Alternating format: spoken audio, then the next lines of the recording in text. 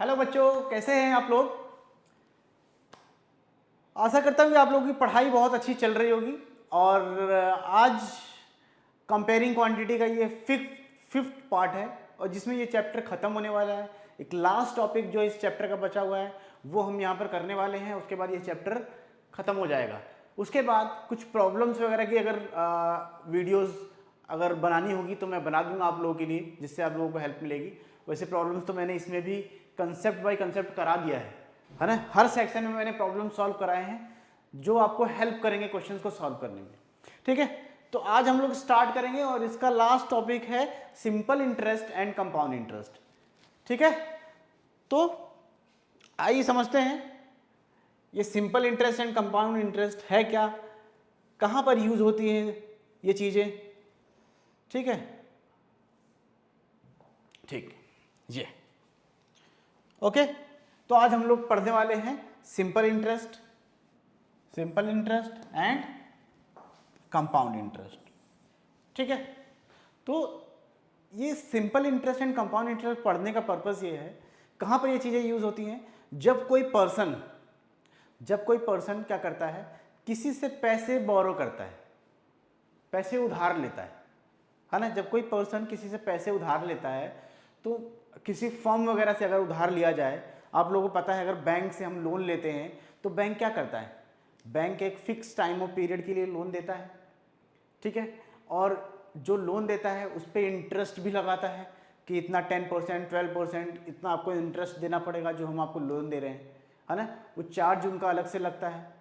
ठीक है, तो वो जब हम किसी को पैसे देते हैं या उससे लेते हैं इंटरेस्ट पे, तो वो उस पर कितना इंटरेस्ट लगता है और सिंपल इंटरेस्ट क्या है, कंपाउंड इंटरेस्ट क्या है, ये सारी चीज़ें हम लोग यहाँ पर पढ़ने वाले हैं।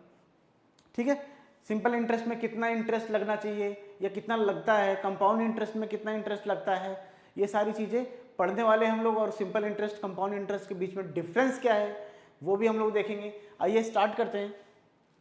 तो फर्स्ट जो कुछ इंपॉर्टेंट टर्म्स हैं जो हमको पता होने चाहिए। ठीक है, ये टर्म्स हमको पता होने चाहिए, इस सेक्शन में यूज होने वाले हैं।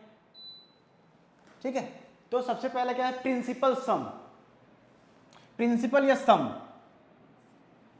ठीक है, या तो प्रिंसिपल या सम, इसको प्रिंसिपल भी बोलते हैं सम भी बोलते हैं। ठीक है, ये होता क्या है, जो अमाउंट हम बोरो करते हैं या कहीं पर डिपॉजिट करते हैं, जो अमाउंट जितना पैसा हमने किसी से उधार लिया या कहीं पर हमने जमा किया, डिपॉजिट किया, तो वो अमाउंट जो होता है उसको बोलते हैं प्रिंसिपल या उसको बोलते हैं प्रिंसिपल। और क्या बोल सकते हैं, इसको सम भी बोलते हैं और इसको डिनोट करते हैं कैपिटल पी से। किससे डिनोट करते हैं, कैपिटल पी से। जो पैसा उधार लिया गया या जो कहीं इन्वेस्ट किया गया उस अमाउंट को क्या बोलते हैं, प्रिंसिपल, और उसको डिनोट करते हैं कैपिटल पी से। ठीक है, समझ में आ गया। सेकंड है rate of interest. Rate of interest, जब हम किसी से पैसे लेते हैं, कहीं से लोन लिया हमने, मान लीजिए हमने क्या किया, 1000 रुपीज़ का लोन लिया, 1000 रुपये किसी से हमने क्या किए, ले लिया, और उस पर इंटरेस्ट के बेस पे लिया, उस पर इंटरेस्ट भी लग रहा है। जो हमको पैसे दे रहा है वो कह रहा है कि भैया मैं इंटरेस्ट भी लूँगा, तो इंटरेस्ट भी ले रहा है। मान लीजिए उसने 10% का सिंपल इंटरेस्ट लगाया 1 साल के लिए, 1 साल बाद हमको वो पैसे लौटाने हैं, और प्लस पैसे के साथ साथ उसका जो इंटरेस्ट होता है 1 साल का 10% के अकॉर्डिंग, उसके साथ हमको पैसे लौटाने हैं। तो यहाँ पर जो रेट ऑफ इंटरेस्ट है, जैसे 10% दिया गया तो 10% टोटल अमाउंट का हमको निकाल के उसमें ऐड करना पड़ेगा। जैसे 1000 रुपीज़ का 10% कितना होगा, 100 रुपीज़। तो जब हम उसको लौटाएंगे तो जो अमाउंट हमने लिया था, जो सम हमने लिया था, वो तो उसको लौटाएंगे ही, साथ ही साथ जो 10% इंटरेस्ट है उसको भी उसके साथ ऐड करके, मतलब 100 रुपीज़ और उसके साथ देना पड़ेगा। ठीक है, तो रेट ऑफ इंटरेस्ट क्या होता है, जिस इंटरेस्ट पे पैसे लिए जाते हैं, है ना, बोरो किए जाते हैं या कहीं डिपॉजिट होते हैं। ठीक है, समझ में आ गया। थर्ड है टाइम पीरियड, जितने टाइम के लिए, जितने साल के लिए वो अमाउंट बोरो किया जा रहा है या कहीं डिपॉजिट किया जा रहा है या कहीं पर फिक्स किया जा रहा है। ठीक है, उसका time period 2 years, 3 years, 5 years, ये ऐसे कुछ भी हो सकता है। ठीक, एंड फोर्थ है अमाउंट। अमाउंट क्या होता है, टाइम रेट ऑफ इंटरेस्ट को डिनोट हम लोग कर सकते हैं कैपिटल आर से किया जाता है, कैपिटल आर से इसको क्या किया जाता है, डिनोट किया जाता है। ठीक है, ठीक, और टाइम पीरियड को टी भी लिखा जाता है कहीं कहीं, या फॉर्मूले में हम लोग एन यूज़ करते हैं टाइम पीरियड को, टाइम को रिप्रेजेंट करने के लिए। अमाउंट क्या होता है, जब हम पैसे को लौटाते हैं, जो पैसा हमने उधार लिया उसको जब हम लौटाएंगे तो इंटरेस्ट के साथ लौटाते हैं ना, है ना। जैसे 1000 रुपीज़ मैंने लिया था उधार और 10% इंटरेस्ट के साथ में 1100 उसको वापस किया मैंने 1 साल बाद, तो जो टोटल अमाउंट जो लौटाया गया टाइम पीरियड के बाद वो होता है अमाउंट। तो अमाउंट को क्या बोला जाता है, कैपिटल ए से रिप्रेजेंट करते हैं। और इसमें क्या होता है अमाउंट में, ये प्रिंसिपल प्लस इंटरेस्ट, जो इंटरेस्ट होता है उसका सम होता है, ठीक है। रेट ऑफ इंटरेस्ट मैंने बता दिया था आप लोगों को, इंटरेस्ट वही जो एक्स्ट्रा पैसा दिया जा रहा है। जैसे इस केस में जो 1000 रुपये का एग्जाम्पल था उसमें 100 रुपीज़ क्या था, वो इंटरेस्ट था, और 10% क्या था, रेट ऑफ इंटरेस्ट था, ठीक है। तो रेट ऑफ इंटरेस्ट क्या है, कॉस्ट ऑफ बोरोइंग मनी और रिवॉर्ड फॉर सेविंग मनी। कोई मनी हम सेव कर रहे हैं या कहीं से बोरो कर रहे हैं तो उसकी जो कॉस्ट लग रही है वही होता है क्या, इंटरेस्ट उसको बोला जाता है। और उसके रेट को कितने परसेंट से वो डिडक्ट हो रहा है उसको बोलते हैं रेट ऑफ इंटरेस्ट, ठीक है। यहाँ पर अमाउंट क्या था, the principal together with the interest is called the amount. तो अमाउंट जो इंटरेस्ट को ऐड करके प्रिंसिपल में जो लास्ट में हमको पैसा वापस करना पड़ता है या जो पैसा हमने कहीं पर सेव किया है वो हमको मिलता है, तो वो क्या इंटरेस्ट के साथ मिलता है, तो उसको हम क्या बोलते हैं, अमाउंट बोलते हैं। ये चीज़ें समझ में आ गई। ये प्रिंसिपल या सम क्या होता है, रेट ऑफ इंटरेस्ट क्या होता है, इंटरेस्ट क्या होता है, टाइम पीरियड क्या होता है, time period for which money is borrowed for और सेव्ड। तो वो पीरियड जिसके लिए मनी उधार लिया जाता है, जैसे हमने कहीं से लोन लिया 5 ईयर्स के लिए लिया, 5 ईयर्स में हम उसको क्या करेंगे, लौटा देंगे, तो वो होता है टाइम पीरियड। और अमाउंट जो हम फाइनल में हम जो टोटल पैसा हमने लौटाया या पैसा हमको मिला जो हमने सेव किया था, तो उसको बोलते हैं अमाउंट। और ये क्या होता है, दो चीज़ों का सम होता है, जो प्रिंसिपल या सम होता है और प्लस जो इंटरेस्ट उस पर लगा है, ठीक है। समझ में आ गया। 4 टर्म्स इस चैप्टर में बहुत यूज होने वाले हैं, तो ध्यान रखिएगा आप लोग। आगे बढ़ते हैं।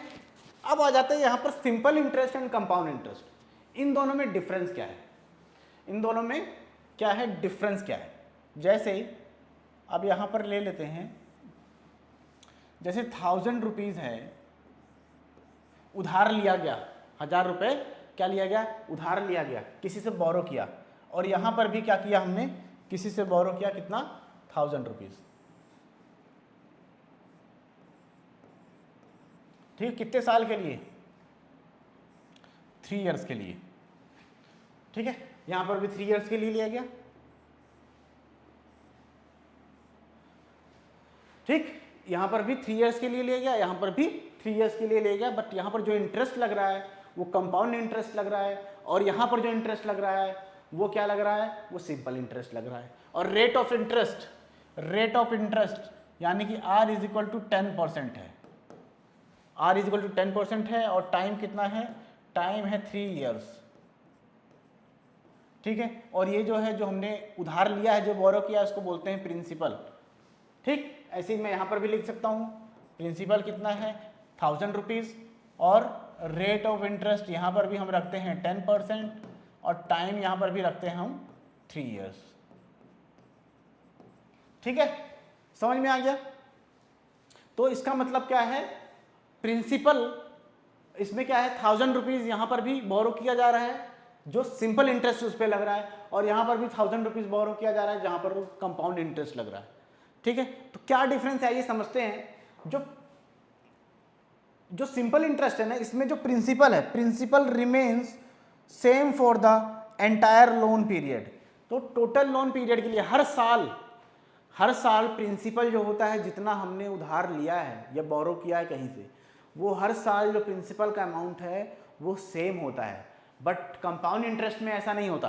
कंपाउंड इंटरेस्ट में हर साल जो प्रिंसिपल अमाउंट है वो क्या करता जाता है, बढ़ता या घटता जाता है, ठीक है। जब हमने जैसे यहाँ पर देखिए, principal keeps increasing every year for loan, ठीक है। जैसे हमने जब कहीं पैसे बैंक में मान लीजिए पैसे डिपॉजिट कर दिए, फिक्स कर दिए, सेव कर दिए, और उस पैसे पे कितना मिल रहा है, 10% का कंपाउंड इंटरेस्ट के अकॉर्डिंग क्या मिल रहा है हमको, इंटरेस्ट मिल रहा है। ठीक है, तो वो यहाँ पर कैसे काम करेगा, अब देखिए फर्स्ट ईयर है, ये सेकेंड ईयर है, ये थर्ड ईयर है। फर्स्ट ईयर में जो हमको क्या मिलेगा, फर्स्ट ईयर में जो इंटरेस्ट मिलेगा वो कितना मिलेगा, 10% मिलेगा। 10%, तो 1000 का 10% कितना होता है, 100 रुपीज़, 100 रुपीज़ होता है। ठीक है, 1000 का 10% कितना होगा, 100 रुपीज़ होगा। अब ये टोटल पैसा कितना हो गया, पैसा कितना बन गया, पैसा हो गया 1000, ये 100, ये 1100 हो गया ना। अब यहाँ पर फर्स्ट ईयर, यहाँ पर भी कितना है, इंटरेस्ट कितना बढ़ेगा, 10%, तो यहाँ पर भी 100 ही होगा, और ठीक है यहाँ पर भी क्या होगा, 100 होगा। ठीक, लेकिन अगले साल के लिए यहाँ पर आप देखिए, अगले साल के लिए प्रिंसिपल इसका सेम रहेगा, अगले साल के लिए प्रिंसिपल इसका सेम रहेगा सिंपल इंटरेस्ट में, 1000 पे ही इंटरेस्ट आएगा, 10% कितना, सेकेंड ईयर में भी 100 रुपीज़, एंड थर्ड ईयर में भी इंटरेस्ट कितना आएगा, यहाँ पर भी 100 रुपीज़ ही आएगा। तो तीनों साल यहाँ पर प्रिंसिपल सेम था, 1000 का ही 10% यहाँ बढ़ा, 1000 का ही 10% यहाँ बढ़ा, 1000 का 10% थर्ड ईयर में मिला। तो टोटल जो इंटरेस्ट मिला है ना, टोटल इंटरेस्ट जो मिला वो कितना मिला, वो कितना मिला, 300, और अमाउंट जो टोटल मिलेगा, अमाउंट जो मिलेगा 300 प्लस 1000, 1300 रुपीज़। ठीक है, ये हमको जब हम सिंपल इंटरेस्ट के उस पे सिंपल इंटरेस्ट के बेस पे जब हम किसी बैंक में पैसे जमा कर देते हैं या डिपॉजिट कर देते हैं, तो 3 इयर्स के बाद हमारा पैसा कितना बन जाएगा, अगर 10% का रेट ऑफ इंटरेस्ट मिल रहा है हमको, वो हो जाएगा 1300। ठीक है, बट इस केस में देखिए, इस केस में कंपाउंड इंटरेस्ट के लिए हर साल प्रिंसिपल जो है बदलता रहता है। देखिए, जो इसका फर्स्ट ईयर का जो अमाउंट है ना, फर्स्ट ईयर का जो अमाउंट है, सेकेंड ईयर के लिए क्या हो जाएगा, प्रिंसिपल हो जाएगा, सेकेंड ईयर के लिए क्या हो जाएगा, प्रिंसिपल हो जाएगा। अब जो 10% जो इंक्रीज हो रहा है, जो इंटरेस्ट मिल रहा है, वो 1000 पे नहीं लगेगा, 1100 पे लगेगा, इंक्रीज्ड अमाउंट पे लगेगा। तो 1100 का 10% निकाल लीजिए आप लोग, 1100 इंटू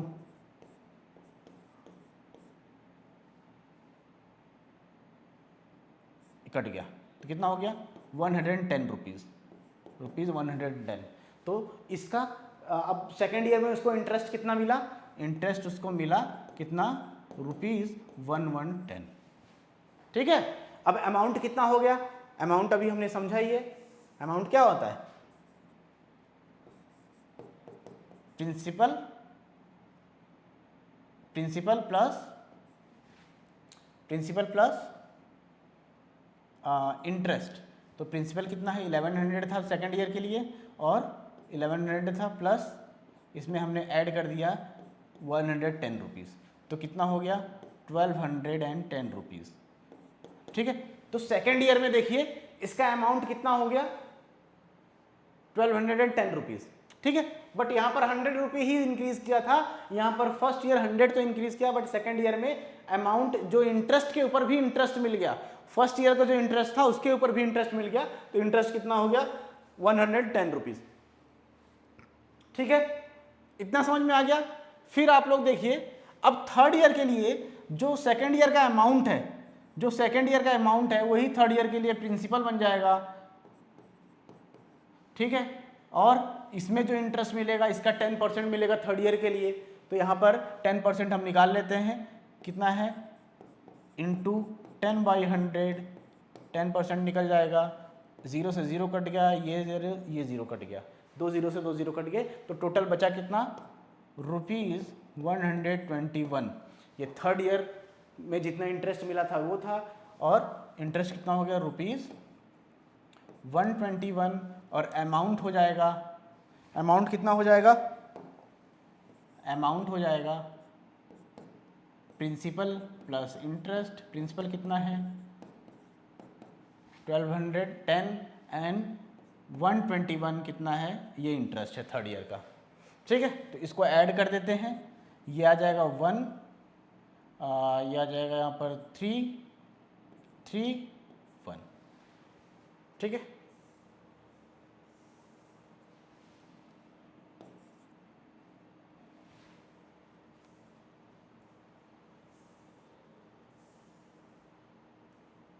ठीक, तो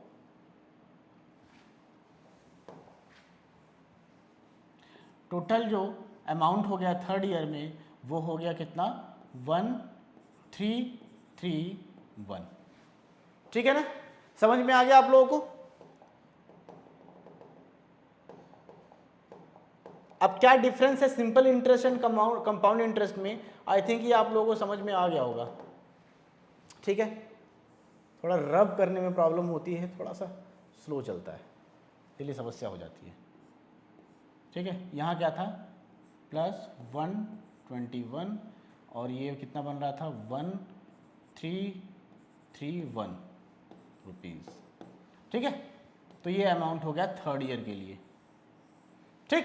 तो यहाँ लास्ट में कंपाउंड इंटरेस्ट के बेस पे अगर लेता है उसको इंटरेस्ट उसको मिलता है तो लास्ट में उसको कितना मिल रहा है 1331 रुपीज़, और जब सिंपल इंटरेस्ट लगता है तो यहाँ पर कितना मिल रहा है देखिए सिर्फ 1300 मिल रहा है, ठीक है। ऐसा क्यों हो रहा है, यहाँ पर ज़्यादा क्यों आ रहा है, क्योंकि कंपाउंड इंटरेस्ट में ये याद रखिएगा कि इंटरेस्ट के ऊपर भी इंटरेस्ट लगता है और यहाँ पर सिर्फ और सिर्फ प्रिंसिपल के ऊपर इंटरेस्ट लगता है।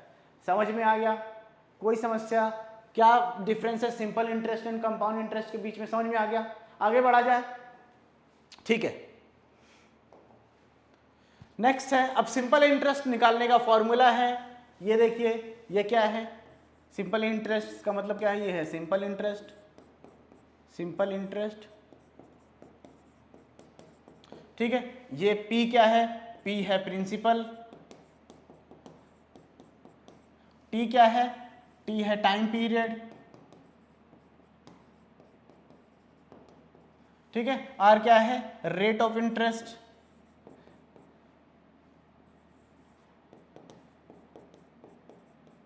ठीक है।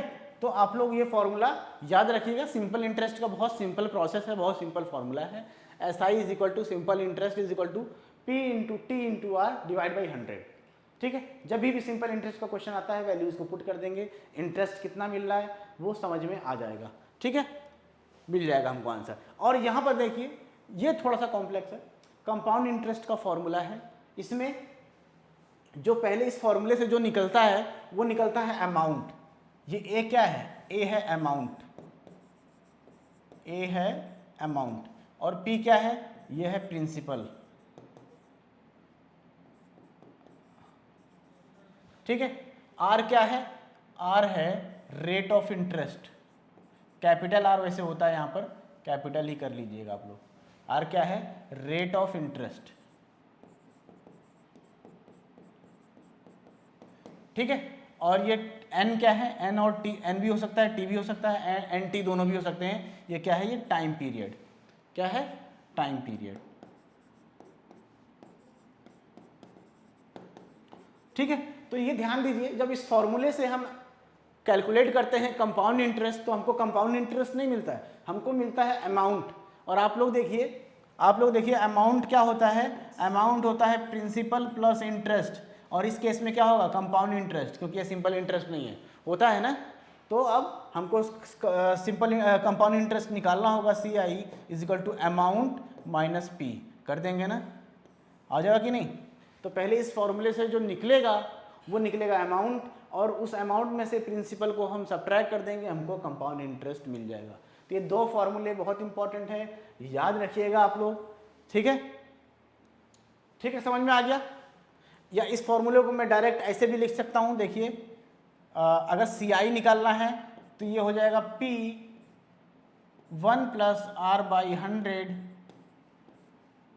ये हो गया N क्या हो गया टाइम पीरियड, और इसमें से मैं माइनस कर दूंगा P, तो ये डायरेक्ट आ जाएगा क्या, ये आ जाएगा कंपाउंड इंटरेस्ट। ये भी फॉर्मूला लिख लेना, या डायरेक्ट ये फॉर्मूला पुट कर लेना, या ये पुट करके पहले अमाउंट मिल जाएगा, फिर अमाउंट में से प्रिंसिपल को माइनस कर लोगे तो कंपाउंड इंटरेस्ट मिल जाएगा, और इस फॉर्मूले में डायरेक्टली सिंपल इंटरेस्ट मिल जाता है, ठीक है।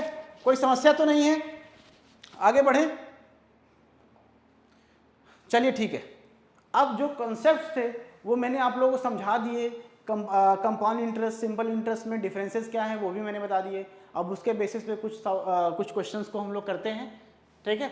एक्सरसाइज एनसीईआरटी के क्वेश्चंस हैं, एक्सरसाइज 7.3, इसके 3 ही क्वेश्चन हैं, वो 3 क्वेश्चन करने वाले हैं, और उसके अलावा भी मैं कुछ एक्स्ट्रा क्वेश्चन भी लेके आया हूँ, वो भी हम लोग समझेंगे कैसे होंगे, ठीक है। स्टार्ट करें। तो फर्स्ट क्वेश्चन है एक्सरसाइज 7.3 का, the population of a place increased to 54,000 in 2003, ठीक है। तो किसी भी प्लेस की, कोई सिटी है, कोई जगह है जिसकी पॉपुलेशन है 2003 में बढ़कर कितनी हो गई है, 54,000, ठीक। इतना समझ में आ गया। At the rate of interest, और बढ़ा कैसे, जो रेट है बढ़ने का वो क्या है, 5%। 5% से पॉपुलेशन बढ़ी और बढ़ के 2003 में कितनी हो गई, 54,000 लोग हो गए, ठीक। अब क्या है, फाइंड द पॉपुलेशन इन 2001, तो मतलब 2001 में पॉपुलेशन कितनी रही होगी कि बढ़ के ये 5% पर ईयर के हिसाब से बढ़ के ये 2003 में कितनी हो गई, 54,000 हो गई, ठीक। दिख रहा है आप लोगों को, दिख तो रहा है, ठीक है। तो 2 क्वेश्चन है इसमें कि पॉपुलेशन 2001 में कितनी थी, और फिर what would be its population in 2005, 2005 में कितनी हो जाएगी अगर 5% के रेट से ही बढ़ती गई तो, ठीक है। समझ में आ गया। तो आइए इसको समझते हैं होगा कैसे। इससे पहले एक चीज़ और मैं बता देता हूं आप लोगों को कि जब पॉपुलेशन की बात होती हो कि किसी भी शहर की पॉपुलेशन अगर 10%, 5% इंक्रीज कर रहा है हर साल, तो वहाँ पर हम उसको कैसे कैलकुलेट करते हैं, हम उसको कंपाउंड इंटरेस्ट वाला जो फॉर्मूला है, अमाउंट वाला जो फॉर्मूला है, इससे हम कैलकुलेट करते हैं, इसी से कैलकुलेट करेंगे जब पॉपुलेशन इंक्रीज कर रही हो, ठीक है। मैं लिख देता हूं पॉपुलेशन के लिए और प्लस एक क्वेश्चन आता है बैक्टीरिया का। जब बैक्टीरिया किसी भी जगह, बैक्टीरिया क्या करते हैं, अपने आप को मल्टीप्लाई करते रहते हैं, इंक्रीज होते रहते हैं, तो वो भी इंक्रीज जो होते हैं उनको भी कैलकुलेट करने के लिए हम यही वाला फॉर्मूला यूज़ करेंगे। तो याद रखिएगा, जहाँ पर पॉपुलेशन आ जाए, बैक्टीरिया आ जाए, ठीक है, या ये आ जाए कि भाई कोई सामान हमने लिया और उस सामान की जो कीमत है वो हर साल, जैसे हमने कोई बाइक ले ली और उसकी कीमत जो है हर साल 5% डिक्रीज कर रही है, ठीक है, 5% क्या हो रही है, डिक्रीज कर रही है। तो उसमें जैसे आपको बोल देगा कि 3 साल बाद कीमत कितनी हो जाएगी, कितनी बचेगी, तो वो भी इसी फॉर्मूले से निकलेगा। 3 टाइप के क्वेश्चन इसी फॉर्मूले से निकलेंगे, ठीक है। समझ में आया। पॉपुलेशन, बैक्टीरिया एंड जब किसी की कीमत इंक्रीज होती है या डिक्रीज होती है, ठीक है, समझ में आ गया। अब आ जाते हैं अपने क्वेश्चन पे, ठीक है। तो यहां से स्टार्ट हुआ, यहां से पॉपुलेशन क्या हुई, स्टार्ट हुई बढ़ना 5%, और 2 साल में 2001 से 2003 में बढ़ के कितनी हो गई, 54,000, और रेट क्या था बढ़ने का, रेट था 5%, ठीक है। तो यहां पर फॉर्मूला कैसे यूज होगा, यहां पर देखिए, यहां पे जो ये पॉपुलेशन है 2001 में जो पॉपुलेशन है इसको हम P ले सकते हैं, P, और 2003 में जो पॉपुलेशन हो गई उसको हम क्या ले सकते हैं, A ले सकते हैं। R हमको पता ही है, टाइम कितना आ गया, 2001 और 2003 के बीच में कितना गैप है ईयर का, कितना गैप है, 2 ईयर्स का, तो टाइम भी हमको पता चल गया, ठीक है। तो जो पॉपुलेशन है 2001 में जो पॉपुलेशन है वो क्या है हमारा, उसको ले लेते हैं हम प्रिंसिपल, ठीक। उसके बाद और जो पॉपुलेशन 2003 में है वो बढ़ के हुई है तो उसको ले लेते हैं हम अमाउंट। वो क्या हो गया, पॉपुलेशन 2003 में जो है उसको बोल देंगे अमाउंट, क्योंकि ये बढ़ के हुआ है, ठीक है। और टाइम क्या हो जाएगा, टाइम हो जाएगा कितना, ये कितना है 54,000, टाइम कितना है, टाइम है 2 ईयर्स, ठीक है। और रेट ऑफ इंटरेस्ट दिया हुआ है, R है 5%, ठीक, समझ में आ गया। तो आइए पुट करते हैं इसको, देखते हैं सॉल्व होता है या नहीं होता है। ठीक है, फॉर्मूला कौन सा यूज करना है, फॉर्मूला यूज करना है amount is equal to P 1 plus R by 100 और यहाँ पर आ जाएगा एन, एन मतलब जो टाइम है, टाइम पीरियड कितने साल। ठीक है, वैल्यूज को पुट कर दें यहाँ पर। अमाउंट क्या लिया, बढ़ के जो अमाउंट हो जाता है, जो अमाउंट बढ़ के हो जाता है, अगर हम पैसे के रिस्पेक्ट में पढ़े तो उसको अमाउंट बोला जाता है ना। तो 2 साल में बढ़ के कितनी हो गई पॉपुलेशन, ये, तो अमाउंट की जगह इसको रख देंगे ना। ठीक है, पी हमको पता नहीं है और 1 प्लस आर कितना है 5/100 एंड टाइम कितना है 2। ठीक, अब 5 को 100 से अगर काटेंगे तो कितना हो जाएगा 1/20 हो जाएगा, कितना हो जाएगा 1/20, 54,000 इज इक्वल टू पी, यहाँ पर आ जाएगा 1 plus 1/20 raise to the power 2, raise to the power 2। फिर आगे क्या होगा, हम इसको एलसीएम से सॉल्व कर लेंगे। ये कितना हो जाएगा, एलसीएम जब लेंगे तो कितना हो जाएगा, दोनों के बेस सिमिलर करने पड़ेंगे। ठीक है, 20 से यहाँ मल्टीप्लाई करेंगे, 20 से यहाँ भी मल्टीप्लाई करेंगे तो 20 हो जाएगा, तब बेसेस सिमिलर हो जाएंगे। तो 20 + 1 कितना हो जाएगा 21 और बेस में तो 20 ही होगा। ठीक है, ये समझ में आया। एलसीएम लेके हम ऐड कर रहे हैं इसको, ध्यान दीजिएगा आप लोग। ठीक है, 1 + 1/20 को एलसीएम लेके ऐड कर रहे हैं तो ये आ जाएगा 2 ईयर्स। ठीक, अब क्या करेंगे इसको हम, अब यहाँ पर P आप लोगों को दिख रहा है, अगर इस वैल्यू को हम इधर लेके चले जाएं, इस वैल्यू को हम इधर लेके चले जाएं तो इसके साथ हम कैलकुलेट करके P की वैल्यू हमको मिल जाएगी। आइए देखते हैं इसको मैं कैसे लिख सकता हूँ। 54,000 is equal to P into, ये स्क्वायर है तो इसको 2 बार लिख सकता हूँ मैं, 21/20 का स्क्वायर है, इसको 2 बार लिख सकता हूँ, 21/20 इंटू 21/20। ठीक है, अब ये वैल्यूज इधर आ जाएंगी तो क्या हो जाता है, इनका रेसिप्रोकल हो जाता है, नीचे वाली वैल्यू ऊपर चली जाती है, ऊपर वाली वैल्यू नीचे आ जाती है। देखिए P इज इक्वल टू, यहाँ पर पहले से ही प्रेजेंट है क्या, 54,000 इंटू 20/21 इंटू 20/21। ठीक है, अब इसको हम सॉल्व कर लेंगे, आंसर हमारा आ जाएगा। आइए सॉल्व किया जाए।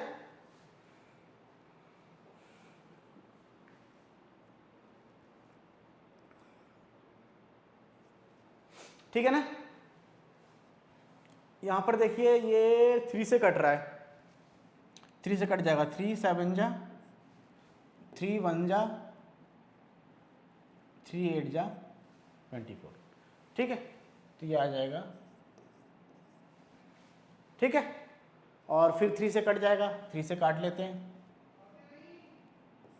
3 7 जा और यहाँ पर क्या आ जाएगा 6 जा, तो ये हो जाएगा कट के 6,000।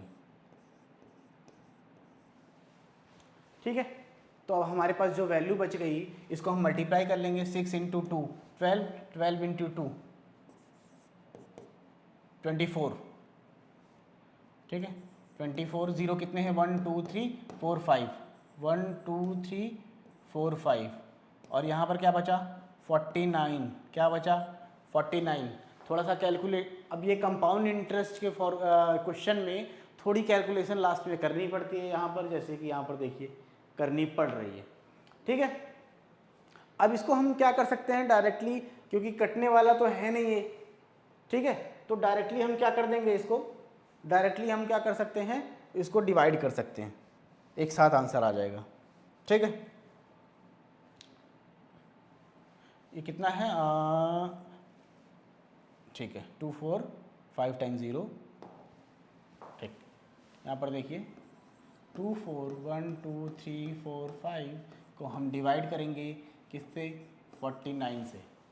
ठीक है, 49 से डिवाइड करेंगे, आई थिंक 4 टाइम में जाएगा, 49 4 जा, 49 4 जा कितना होता है 4 9 जा 36 एंड 4 4 जा 16 और 3 जो कैरी हुआ था 19, 196 हो जाएगा, यहाँ पर 4 आ जाएगा, यहाँ पर 13 माइनस यहाँ पर भी 4 आ जाएगा, ठीक है 44, एक 0 यहाँ पर आ जाएगा, ठीक है। अब ये कितने टाइम में जाएगा आप देखिए,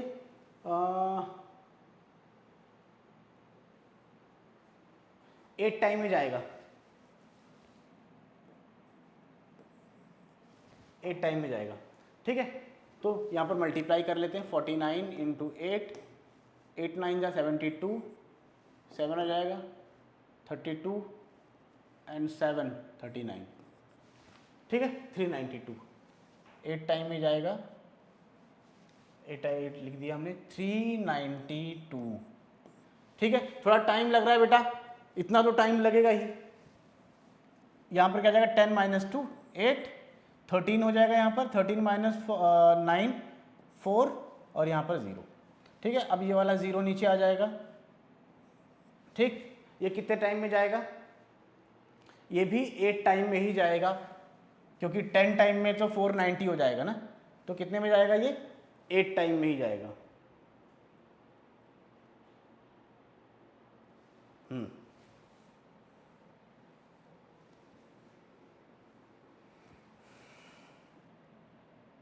8,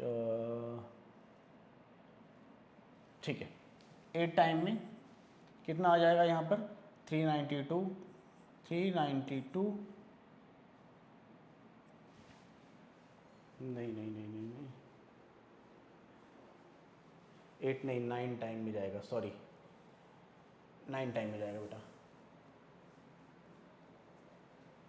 ठीक है 9 से मल्टीप्लाई करना ही पड़ेगा, 9 9 जा 81, 9 4 जा 36, 36 एंड 8 44, ठीक है। तो ये आ गया 9 जा 441 और यहाँ पर आ जाता है क्या, आप ये 9 आ जाएगा, यहाँ पर 3 आ जाएगा, ठीक है। फिर ये वाला 0 ले लेंगे हम, 390 हो गया, 390 हो गया ना, तो 392 आया था जब हमने किससे किया था इसको, 396 आया था जब हमने 4 से किया था, ठीक है सॉरी 196 जब आया था जब हमने 4 से किया था, तो 392 जब आया था जब हमने 8 से किया था, तो 392 तो ज़्यादा हो जाएगा, तो 7 से करना पड़ेगा, 49 7 जा 49 7 जा 49 इंटू 7 कर लेते हैं, 7 9 जा 63, 7 4 जा 28, 28 एंड 6 34, ठीक है। तो यहाँ पर कितना आ जाएगा 343, सब्ट्रैक्ट कर देंगे 7 एंड 4, ठीक है। लास्ट 0 रह गया है, इतना कर लिया है तो ये भी कर लेते हैं, ठीक है। क्या आ जाएगा यहाँ पर 0, कितने टाइम में जाएगा 8 टाइम में, जब हमने लिया था तो 440 आया था, तो 8 टाइम ही ले लेते हैं, 8 टाइम कितना आ गया 440, बचा कितना 30, ठीक है समझ में आ गया। अब यहाँ पर क्या लेंगे हम, पॉइंट ले लेते हैं, एक 0 आ जाएगा, 300 हो गया ना, तो ये आई थिंक 5 टाइम में जाएगा, 5 टाइम में 49 इंटू 5, 5 9 जा 45, 24, कितना आ जाएगा 240, यहाँ ले लेते हैं 300 है तो 245 और यहाँ पर आ जाएगा 5, यहाँ पर 5, 55, ठीक है। नहीं 55 तो 49 से ज़्यादा हो गया है ना, तो आई थिंक ये 6 टाइम पे जाएगा क्या, 49 इंटू 6, 6 9 जा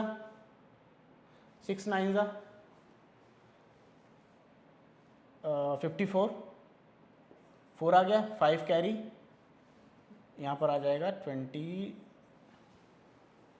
ठीक है कितना आ गया, हाँ तो हमको क्या लेना पड़ेगा,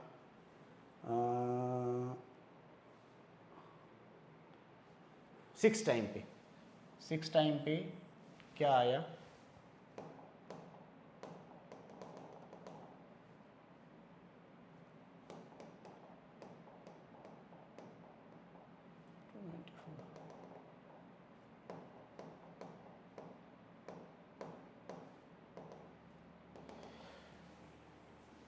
ठीक है, तो 6 टाइम पे आ जाएगा 294।